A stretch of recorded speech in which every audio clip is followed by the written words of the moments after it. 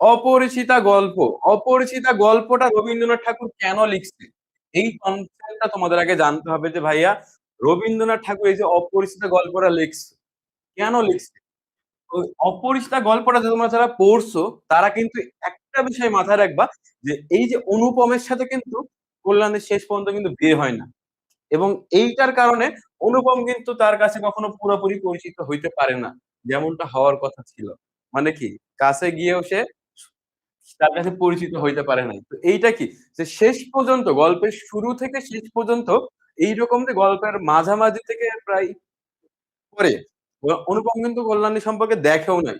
শেষে যায় একবার তো শুরুতেই আমাদের গল্পের নায়ক অর্থাৎ আমাদের কোনো গল্প যদি তোমাদের পড়তে হয় তাহলে কি চরিত্রগুলা মাথায় রাখতে হবে এবং এই চরিত্র পরিচিতি এবং তাদের বিশিষ্ট উক্তি অর্থাৎ অনুপমের কি বিশিষ্ট উক্তিগুলো আছে বা তার চরিত্র কেমন ছিল, ভালো চরিত্র ছিল না খারাপ চরিত্র ছিল এটাও একটু দেখি। তো আমরা একটু দেখি অনুপমের পরিচয়। অনুপম হলো কি? অনুপম গল্পের কেন্দ্রীয় চরিত্র কথক। অর্থাৎ আমাদের অপরিচিতা গল্পটা কিন্তু অনুপমের জবানিতে লেখা। আজ আমার বয়স ২৭ মাত্র। তো একজন উত্তম পুরুষের জবানিতে, উত্তম পুরুষ কে? অনুপম। এটা একটু দেখি বর্ণনা। অনুপম কেমন দেখতে? তোমরা চেহারাতে যেটা দেখতে পাচ্ছ এটা অনুপম না। তোমাদের একটা ধারণার জন্য অনুপমের ছবিটা ব্যবহার করা হয়েছে। তো অনুপমের সে দেখতে সুন্দর মানে কিউট ছিল সে কিন্তু তাকে পণ্ডিত মশাই তাকে শিমুল ফুল এবং নাকাল ফলের সাথে তুলনা করতো। শিমুল ফুল কি? শিমুল ফুল দেখতে সুন্দর কিন্তু শিমুল ফুলের গন্ধ নাই এবং শিমুল ফল থেকে কিন্তু ফল যেটা হয় সেটা কিন্তু কাজ নাই। অর্থাৎ শিমুল ফুল দেখতে সুন্দর কিন্তু তার কোনো গুণাবলী কিন্তু নাই। আবার মাকাল ফল দেখতে অনেক সুন্দর আপেলের মতো লাল টকটকে কিন্তু ভেতরে যদি খোলো তাহলে ভিতরে দেখতে পাবো যে পচা দুর্গন্ধযুক্ত শ্বাসের গন্ধ পাবো ওই জায়গাতে।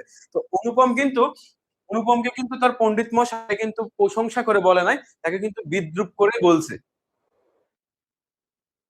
তো এইটা একটু মাথায় রাখবে এটা কি বিএ পাশ করার পরেও সে ব্যক্তিত্বহীন মেরুদণ্ডহীন এবং পরিবারের আজ্ঞাবহ এক সবুজ যুবক মানে কি গ্রিন ফ্ল্যাগ মেয়ে মানুষটা ছেলেদের যেভাবে চায় গ্রিন ফ্ল্যাগ মানে কি যে তুমি যদি উঠতে বললে উঠবে বসতে বললে বসবে এই জায়গাতে যদি দাঁড়ায় থাকতে বলে দাঁড়ায় থাকবে তো এইরকম একটা অবস্থা এই সবুজ যুবক বলতে বোঝানো হয়েছে তার মা যদি বলে এর থেকে তুই উঠবি না ওখান থেকে উঠার তার ক্ষমতা নাই তার মামা যদি বলে এখান থেকে তোর সারাদিন আজকে বসে থাকতে হবে এইরকম সে একজন আজ্ঞাবহ পুরুষ অর্থাৎ কি বলা হচ্ছে যে বিএ পাশ করার পরেও সে কি মেরুদণ্ডহীন মানে তার নিজস্ব মতামত দেওয়ার বা নিজের ব্যক্তিত্ব বলে কোনো কিছু নাই সবকিছু নির্ভর করে তার মা এবং তার মামার উপরে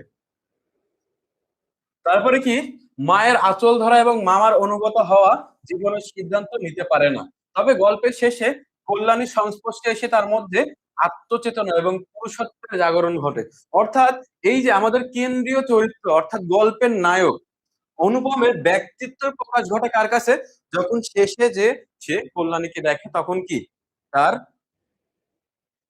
যখন আমাদের কি কল্যাণীর সাথে অনুপমের দেখা হয় তখন কি তার আত্মচেতনা অর্থাৎ নিজের প্রতি তার একটা কনফিডেন্স আসে অর্থাৎ বিশ্বাসটা কিন্তু তার আসে এবং তার কি পুরুষত্বের জাগরণ ঘটে এখন কি ভাই আজকের ক্লাসে নোট করব কিভাবে নোট করবা প্রত্যেকটা চরিত্র যেখান থেকে তোমাদের প্রশ্ন আসবে প্রত্যেকটা চরিত্র খুঁটিনাটি এই কবিতার বিখ্যাত ভাবে সব থেকে কঠিন লাইন কোনগুলা সেই কঠিন লাইনগুলো যদি মাথায় রাখো বা ব্যাখ্যা করে আমি তোমাদের পড়াই দিব ওই খুঁটিনাটি বিষয়গুলো যেখান থেকে তোমাদের এমসিকিউ আসবে আমি কিন্তু তোমাকে দেখাই দিব ওই লাইনগুলো নোট করবা এবং কবিতার নোট করবো কবিতার পাশে কিভাবে নোট করতে হবে আমি তোমাদের just লিখে আমি যে বলে দিব সেভাবে নোট করবা কবিতা ওকে এবার একটু দেখি উল্লেখযোগ্য উক্তি আমার বয়স ২১ বছর এইটা তো ভুল ২৩ ২৭ বছর লাইনটা বড় নয় কিন্তু ইহার একটি বিশেষ মূল্য আছে আমি কান পেতে রইলুম মনে হইলো এই কণ্ঠ কোনোদিন শুনিনি তবু এই কণ্ঠ যেন চিরকালের অর্থাৎ স্টেশনে যখন তাকে বলে যে জায়গা আছে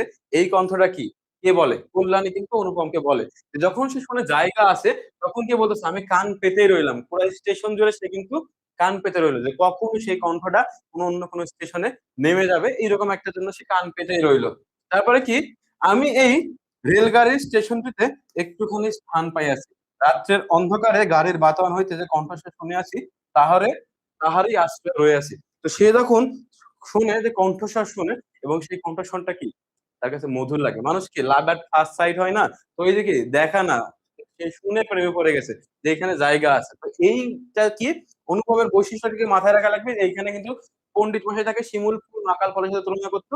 তাই তাকে কি ব্যক্তিত্বহীন পুরুষ হিসাবে প্রথমে গল্পের শুরুতে কিন্তু আখ্যা দেওয়া হয়েছে। কিন্তু সে যখন পরবর্তীতে কল্যাণীকে নিজের চোখে দেখে, তো তারপরে তার মধ্যে কি আত্মচেতনা এবং পুরুষত্বের জাগরণ ঘটে।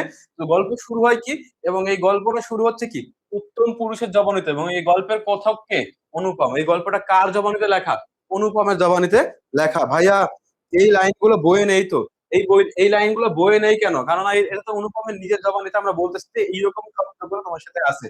তো এইটা তোমাকে ব্যাখ্যা করার জন্য আমি তোমাদের জাস্ট বলছি যে অনুপমের ফিলিংসটা কেমন। অর্থাৎ রাজশাহী বিশ্ববিদ্যালয়ে ল পাইতে হলে কিন্তু তোমাকে রিটেন পরীক্ষা দেওয়া লাগবে। তো এই গল্পের তথ্যগুলোর মধ্যে থেকে প্রশ্নগুলা কেমন আসবে, রিটেনে প্রশ্নগুলা কেমন আসবে, বিখ্যাত উক্তিগুলা, এই উক্তিটা কোন গল্পের সাথে সামঞ্জস্যপূর্ণ, এইরকম ভাবে তোমাদের উক্তিগুলো। আবার অনেক উক্তি আছে মিলে যাবে। তো এইটা কি অনুপমের নিজের মতামত বলা হয়েছে এখানে। এগুলো বর্ণনার জন্য তোমাদেরকে বলা হচ্ছে। এইরকম রিটেন পরীক্ষাতে দেখবে যে চলে আসছে। আবার এমসিকিউ তে দিয়ে দেবে যে এটা কোন গল্পের সাথে মিল রয়েছে। এবার ধরো অনুপম কাকে দেখে ওই যে তার মধ্যে পুরুষত্ব জাগরণ ঘটে বা আত্মচেতনা ফিরে পায়, তাহলে একটু তাকে আমরা একটু দেখি কে সেই, এটা একটু দেখি। এই তো আমাদের চলে আসছে আমাদের গল্পের নায়িকা। গল্পের নায়িকা একজন বলছিল ভাই কল্যাণী কই, কল্যাণীকে একটু দেখি। এই একে দেখে একে দেখে একজন বলছিল ভাই কল্যাণীকে একটু দেখান। এই যে তোমাদের কল্যাণী চলে আসছে, দেখছো? ওকে, এই গল্পের কেন্দ্রীয় চরিত্র বা গল্পের নায়িকাকে? কল্যাণী। এই যে একজন বলতেছে মোহাম্মদ ইমন, ওয়াও, বাহ বাহ বাহ, কি সুন্দর। একজন ফারজানা মাহিনা বলতেছে ওয়াও, বাংলা রিটেন হয় লতে? হ্যাঁ, রিটেন হয়। ও আচ্ছা, তাইলে তো বলি লাইনটাও পড়ি নাই। এবার একটু দেখি বর্ণনা। ডক্টর শম্ভুনাথ সেনের একমাত্র কন্যা হইল কে? কল্যাণী। সে অত্যন্ত রূপবতী, দেখতেই পাচ্ছ, সুশিক্ষিত এবং আত্মপ্রত্যয়ী, মানে তার কাছে নিজের আত্মমর্যাদা অনেক বেশি। অর্থাৎ কি একদিকে অনুপম কি ব্যক্তিত্বহীন, আরেকদিকে কি সব থেকে ব্যক্তিত্ব স্ট্রং কার? আত্মপ্রত্যয়, মানে নিজের উপর যার কনফিডেন্স অনেক বেশি, অর্থাৎ নিজের মত প্রকাশের স্বাধীনতা যারা আছে, অর্থাৎ তাকে বলা হয় কি স্বয়ংবরা। স্বয়ংবরা শব্দটা তোমরা কোন গল্পের মধ্যে পাবা? এই অপরিচিতা গল্পের মধ্যে পাবা। স্বয়ংবরা মানে কি? স্বয়ংবরা মানে কি? যে ভাইয়া নোট করব কখন? এখন থেকে নোট করা শুরু করো। স্বয়ংবরা মানে কি? যে নিজের জীবন সঙ্গী, যে মেয়ে নিজে চয়েস করে নাই বা পছন্দ করে নাই, তাকে বলা হয় কি স্বয়ংবরা। তো এটা একটু দেখি। এবং সাহসী, সে কি সাহসী? যৌতুক প্রথার বিরুদ্ধে এক অন্যান্য প্রতীক। বিয়ের লগ্ন ভঙ্গের পর সে ভেঙে না পড়ে নারী শিক্ষার ব্রত গ্রহণ করে। অর্থাৎ তার যে বিয়ে ভেঙে যায়, এরপরে কিন্তু সে হাল ছাড়ে না। এদিকে অনুপম ধরো মনে করতে থাকে যে কল্যাণী হয়তো বিয়ে করতেছে না, আমার জন্য সে বসে আছে। কিন্তু সে কি করে ওই জায়গাতে? সে কারণ আত্মপ্রত্যয়ী, তার কিন্তু আত্মনির্ভরশীলতা, নিজের প্রতি কনফিডেন্স অনেক বেশি। তো সে কি শুরু করছে? নারী শিক্ষার ব্রত গ্রহণ করছে। এটা কিন্তু মাথায় রাখে, সবগুলো কিন্তু এমসিকিউ আকারে তোমাদের বলতেছি। দেশের সেবায় আত্মনিয়োগ করে। তার কণ্ঠস্বরে অনুপম সুধা বর্ষণ বলে অভিহিত করছেন। তার কণ্ঠস্বরকে, ওই যে জায়গা আছে, এইটা শোনার পরে যে অনুপম ক্রাশ খায় বা পছন্দ করে, বা এইটা শোনার পরে তার স্টেশনে রাত্রে আর ঘুম আসে না। তো তার কণ্ঠকে সে কি বলেছেন? সুধা বর্ষণ। মানে কি? যে আমরা যখন জাতীয় সঙ্গীত পড়ি না, যে আমাদের মায়ের মুখের ভাষাটা কেমন লাগে? সুধার মতো। আমরা যখন জাতীয় সঙ্গীতে পড়ি, মানে কি মধুর লাগে যে কথাটা, সেটাকে বলা হয় যে এই যে জায়গা আছে, এই কণ্ঠটাকে বা এই শব্দটাকে তিনি কি বলেছেন? সুধা বর্ষণ বলে অভিহিত করেছে। উল্লেখযোগ্য উক্তি। এখন কি? এখন দেখো তোমরা বলতেছো ভাইয়া লাইন গুলা তো মিল নাই। তো লাইন গুলা কি? যে লাইন গুলো দেওয়া হয়েছে এগুলো তোমাকে বর্ণনা বা তোমাকে বোঝানোর জন্য বলা হয়েছে। কোন জায়গার সাথে লাইন সেটাও কিন্তু তোমাদের উল্লেখ করে দেওয়া হচ্ছে। এখন দেখি কল্যাণের কোনগুলা গুরুত্বপূর্ণ লাইন। না, আমি গাড়িতেই থাকবো, সুবিধা হইবে। তো স্টেশনে যখন গাড়ি বদল করার সময়, ওই যে যখন ইংরেজদের যখন একজন কর্তার যখন গাড়ি প্রয়োজন হয়, তখন যখন লোক পাঠায় গাড়িটা বদল করার জন্য, তখন কিন্তু কল্যাণী গাড়ি ছাড়তে বলে। কিন্তু কল্যাণী তখন কি বলে? আমরা এই গাড়িতে বসে থাকবো, আমরা গাড়ি ছাড়বো না। এটা হলো সেইখানে। জায়গা আছে। অনুপম ট্রেনে জায়গা দেওয়ার সময়, এই যে ট্রেনে যখন বলে যে আপনারা এইখানে আসুন জায়গা আছে, তখন কিন্তু অনুপম কিন্তু ট্রেনে তাদের কিন্তু পায় না। তো এই জায়গা আছে, এই মুক্তিটা কার? অনুপমের। জায়গা আছে কল্যাণী। পরবর্তী ব্যক্তি কি? মাতুল আজ্ঞা। এখানে কি মাতুল? মাতুল মানে কি? মাতৃ আজ্ঞা। মানে যখন আমরা কোনো কিছু মায়ের কসম খাই, সেই মা আমাদের দেশ মাতাকে বোঝানো হয়েছে যে মাতুল আজ্ঞা মানে কি, বিয়ে ভেঙে দেওয়ার মূল কারণ হিসাবে যখন মামার আদেশের কথা আসে। তো এইরকম যে আমাদের নিজের মা বা অভিভাবকের আজ্ঞা, আরেকটা কি দেশ মাতা যেটা আছে, তো আমাদের যে দেশ মাতৃকার কথা ভাবি, তো দুইটাই এখানে। না আমি বিবাহ করিব না, আমি ব্রত গ্রহণ করিয়াছি, এই উক্তিটা অনুপমকে বলে কে? কল্যাণী। যখন সে শম্ভুনাথ সেন কিন্তু তাকে মাফ করে দেয়, কিন্তু কল্যাণী কিন্তু তাকে মাফ করে না, বলে যে আমি বিবাহ করিব না, আমি ব্রত গ্রহণ করেছি। তখন অনুপম একটা কথাই বলে, এই পক্ষেও কি মাতুল আছে বা মাতৃ আজ্ঞা আছে? তো এইটা হইলো মাতৃ আজ্ঞা বা মাতুল। সব কি নোট করব ভাইয়া? যৌতুক বিরোধী কেমনে? যৌতুক তো মেনে নিয়েছিল, বিয়েও তো হচ্ছিল, দেনা পাওনা মেনে নিয়ে যদি বিয়ের অনুপম মামার কথায় মত না দিত। সুন্দর একটা প্রশ্ন করছে সে, সে কিন্তু অনেক চালাক। তো এই বিষয়টা একটু ক্লিয়ার করি। আমরা যখন কোনো গল্প লিখি বা আমরা যখন কোনো গল্প দেখি বা নতুন কোনো মুভি যখন আমরা দেখি, তখন কিন্তু আমরা জানি না মুভির এন্ডিংটা কেমন হবে। আমরা কিন্তু এক ধরনের এন্ডিং আশা করলেও কিন্তু আরেকটা কিন্তু হয়ে যায়। তো এই যে গল্পটা যখন রবীন্দ্রনাথ ঠাকুর লিখছে, তখন কিন্তু সে এন্ডিংটা কিন্তু এরকম ভাবে রাখছে। সে কিন্তু অনুপমের বিয়ে দিয়ে ধরো ৪-৫ টা বাচ্চাকে দিয়ে দিতে পারত। রবীন্দ্রনাথ যদি চাইতো, অপরিচয় গল্পটা লিখে সে অনুপমের বিয়ে দিয়ে দিবে, ৫-৬ টা বাচ্চাও হয়ে গেছে, এরকম লিখতে পারতো। কিন্তু সে কেন লেখে নাই? কারণ এই গল্পটার মাধ্যমে কি ওই জায়গাতে কি ব্যক্তিত্বহীন যারা পুরুষ ছিল বা তাদেরকে যারা যৌতুক প্রথার বিরুদ্ধে কিন্তু সোচ্চার হওয়ার জন্য কিন্তু এইরকম একটা এন্ডিংটা করছে। বুঝতে পারছো?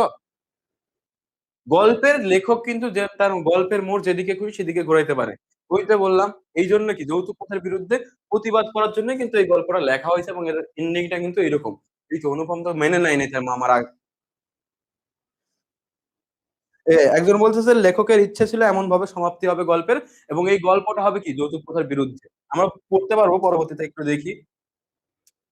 এবার দেখতেছি কি শম্ভুনাথ সেন। শম্ভুনাথ সেন কে? কল্যাণের বাবা। শম্ভুনাথ সেন কি? কল্যাণের বাবা। পেশায় তিনি কি? পেশায় তিনি একজন ডাক্তার। তিনি কি অত্যন্ত গম্ভীর মানুষ, তাকে যদি ৫টা কথা বলা হয় তিনি একটা কথা বলবেন। আত্মমর্যাদা সম্পন্ন এবং স্পষ্টভাষী। মানে স্পষ্টভাষী মানে কি, যেটা সত্য কথা সেটা কিন্তু তিনি মুখ করে সবসময় স্বীকার করবেন। এইটা হলো কে? এবার একটু দেখি। বাইরে থেকেও তাকে ঠান্ডা প্রকৃতির মনে হলেও নিজের এবং মেয়ের আত্মসম্মানের প্রশ্নে তিনি আপোষহীন। যখন অনুপমার মামা যখন গয়না পরখ করে, তখন সে একটা কথাই বলে যে আমার মেয়েকে আমি গয়না দিয়ে ঠকাবো, এই চিন্তা যার মনের মধ্যে আছে, অর্থাৎ আমার মেয়ের গহনা আমি চুরি করবো, এইরকম মন মানসিকতা যার মধ্যে আছে, তার হাতে আমি কি মেয়ে তুলে দিব না। তো তার ব্যক্তিত্বটা কত সুন্দর বা কত মর্যাদা সম্পন্ন, এইটাই কিন্তু বলা হয়েছে এইখানে। তারপর একটু দেখবো, জামাতার সামনে মেয়ের গহনা মেপে নেওয়ার মতো অপমানজনক কাণ্ড দেখে তিনি অত্যন্ত ক্ষুব্ধ হন এবং লোভী পাত্রপক্ষের মুখে উপযুক্ত জবাব দিয়ে কি বিবাহটা ভেঙে দেন। উল্লেখ্য উক্তি, তবে আপনাদের গাড়ি বলিয়া দিই, গহনা মাপার পর মামাদের বিদায় দেওয়ার সময় তার বিশিষ্ট উক্তি কি, তবে আপনাদের গাড়ি বলিয়া দিই, এই উক্তিটা কার? শম্ভুনাথ সেনের। মেয়ের গহনা আমি চুরি করিব না, এই কথা আপনাদের বিশ্বাস করা উচিত ছিল। অর্থাৎ বলা হয়েছে যে আমার মেয়ের গহনা আমি চুরি করব, এই উক্তিটা কার ছিল? শম্ভুনাথ সেনের উক্তি ছিল। আমার কন্যা গহনা আমি সমস্তই রাখিয়াছি, যাহা দিয়েছি তাহা সমস্তই খাঁটি। অর্থাৎ ওইখানে কিন্তু যখন শম্ভুনাথ সেন যেগুলো গহনা দিছিল সেগুলো কিন্তু আদি আমলের গহনা এবং এগুলো অনেক ভারী গহনা ছিল।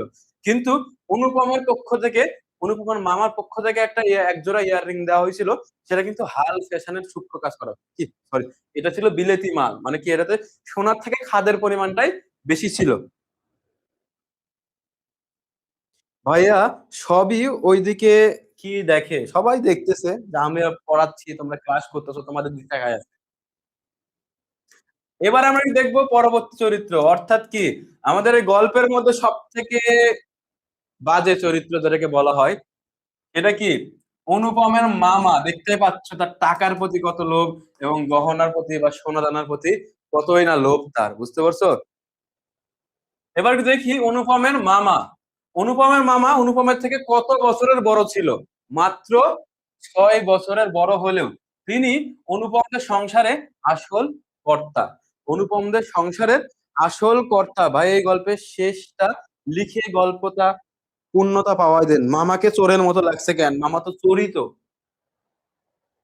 এটা দেখতে পাচ্ছ, তাইলে কি অনুপমদের পরিবারের আসল কর্তা হলো কে? তার মামা। তিনি অত্যন্ত লোভী, সংকীর্ণ মনা মানে কি তার মন মানসিকতা খুবই ছোট, খুবই জঘন্য মন মানসিকতা তিনি ছিলেন। এবং পরশ্রী কাতর, পরশ্রী কাতর মানে কি অন্যকে ঠগাবে কিন্তু নিজে সে কোনো জায়গাতে ঠকবে না, এইরকম মন মানসিকতা তার মনের মধ্যে আছে, সবসময় থাকতো। তার প্রধান লক্ষ্য ছিল এমন ঘর থেকে ছেলের বউ আনা হবে যেখানে ধন সম্পদ থাকবে কিন্তু তারা মাথা উঁচু করে কথা বলতে পারবে না। মানে সম্বন্ধ যখন নিয়ে আসা হবে তখন এমন ছোট পরিবার দেখে বা নেওয়া হবে যেটা তাদের থেকে বেশি বড় লোক না, বা তাদের যতটুকু আছে বা যতটুকু সম্পদ আছে তারা সবটুকু দিয়ে দিবে কিন্তু তারা কি এদের সামনে মাথা উঁচু করে কথা বলবে না, এইরকম সম্পর্ক বা এইরকম পরিবার তারা চান বিয়ে দেওয়ার জন্য। বিয়ের আসরে গহনা পরীক্ষা করার মতো নিচু মানসিকতা তিনি দেখান। অর্থাৎ এই যে গহনা পরীক্ষা করার জন্য কিন্তু অনুপমের মামা কাকে নিয়ে যায়? একজন ব্যক্তিকে নিয়ে যায় শ্যাকরা,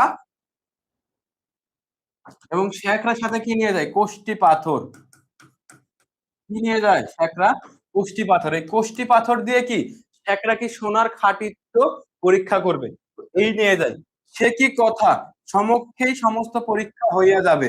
এখন বলতেছে যে সে দেনা পাওনার বিষয়ে খুবই একটু সিরিয়াস ছিল এবং সে বলতেছিল যে এবার একটু তাহলে গহনাগুলো চেক করে নেওয়া যাক বা এরকম পরীক্ষা করে নেওয়া যায়। তো সেটা কি মেয়ের গা থেকে কিন্তু গহনা খুলে নেওয়া হয় কার কারণে? অনুপমের মামার কারণে। তারপরে কি মশাই রসিকতা রাখিয়া দিন, টাকার অঙ্কটা স্পষ্ট হওয়াই ভালো।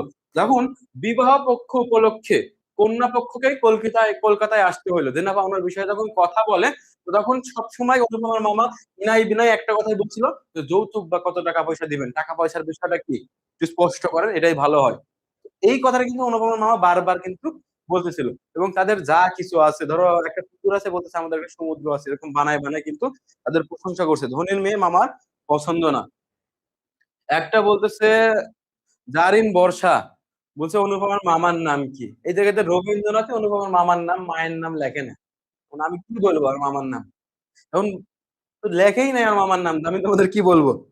ভাইয়া আসতে বলেন, ফোন হ্যাং মারে। কিরে ভাই, আমার কণ্ঠ কি এতই জঘন্য? ফোন হ্যাং মারে যাচ্ছে।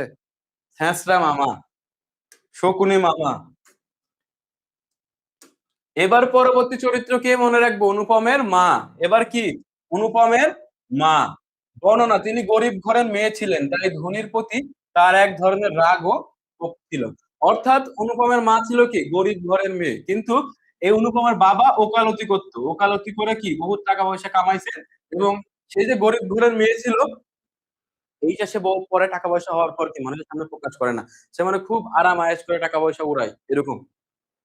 তিনি মামার অবাধ্য হতে পারেন না এবং মামার সব সিদ্ধান্তকে নিজের সিদ্ধান্ত বলে মনে করেন। অর্থাৎ তার মা, অনুপমের মা এবং তার মামা, এরা দুজন কি একই সিদ্ধান্ত, মানে যা সিদ্ধান্ত নেবে ওই দুজনের, দুই ভাই বোন মনে প্রাণে এক।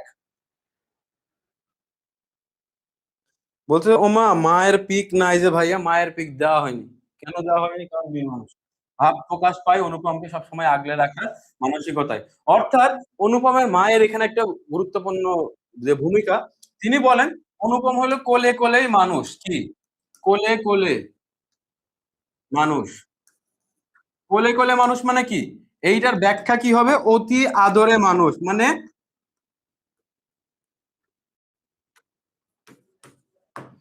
কোলে কোলে মানুষ মানে কি অতি আদরে মানুষ, যেরকম থাকে পাপা কি পারি, আর অনুপম হলে ওইদিকে কি মাম্মিকা লাডলা।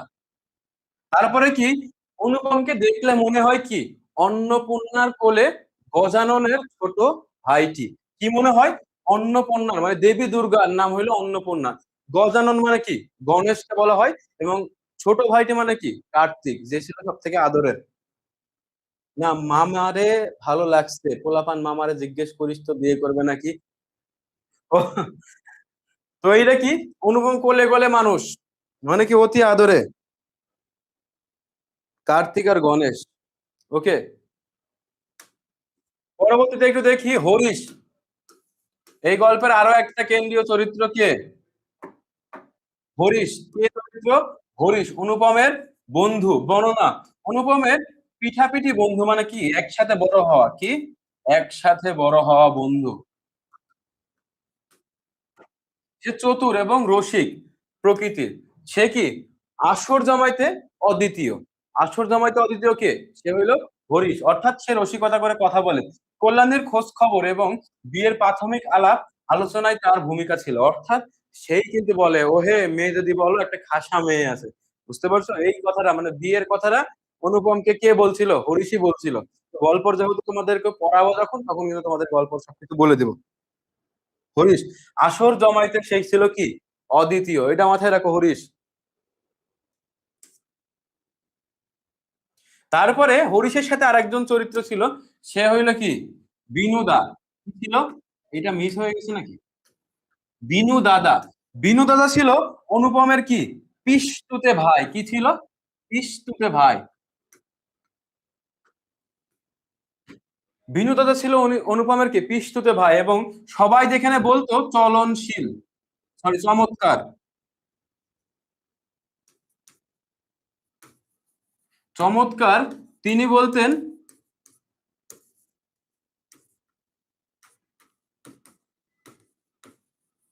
চলনসই। তো এইটা হইলো তার কথা। অর্থাৎ বিনোদার ভাষা ছিল অত্যন্ত আট। মানে কি? তিনি অল্প কথা বলতেন। বিনোদার ভাষা কেমন ছিল? অত্যন্ত আট। এবং তারপরে কি? হরিশকে কিন্তু মেয়ে দেখার জন্য কিন্তু পাঠানো হয়েছিল। তখন হরিশ কি বলে? মন্দ নয় হে, খাঁটি সোনা বটে। তো সরি, বিনুদাকে কিন্তু পাঠানো হয়েছিল পাত্র মানে পাত্রীপক্ষকে দেখতে বা আংটি বা আশীর্বাদ করতে পাঠানো হয়েছিল কাকে? বিনুদাদাকে। তো বিনুদাদা যখন কল্যাণীকে দেখে তখন সে কি বলছিল? মন্দ নয় হে, খাঁটি সোনা বটে।